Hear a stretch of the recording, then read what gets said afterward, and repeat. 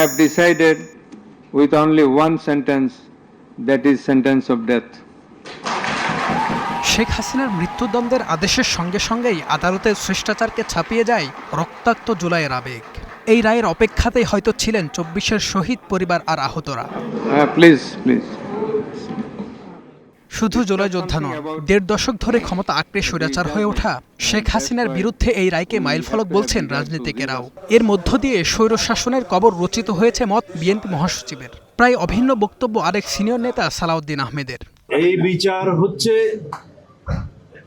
অপরাধের তুলনায় যথেষ্ট নয়, কিন্তু এটা শুধু ন্যায় বিচার প্রতিষ্ঠা না, সামনের দিনের জন্য একটা উদাহরণ। কেবল দেশ নয়, সারা বিশ্বের শাসকদের জন্য এরাই ভবিষ্যতে শিক্ষা হয়ে থাকবে বলে মনে করেন জামাত ও এনসিপি নেতারা। আজকে যে রায় পাওয়া গেল, এই বিচার হচ্ছে যথার্থ, নিরপেক্ষ, স্বচ্ছ এবং প্রশ্নাতীত একটা বিচার।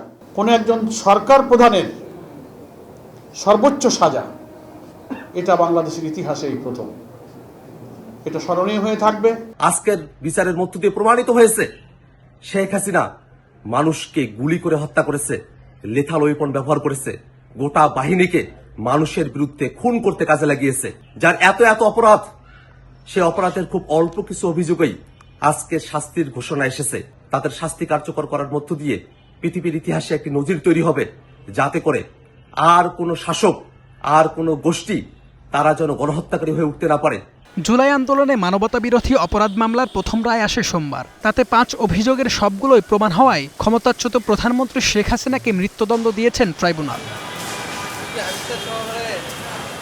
H M Imran, Star News, Dhaka.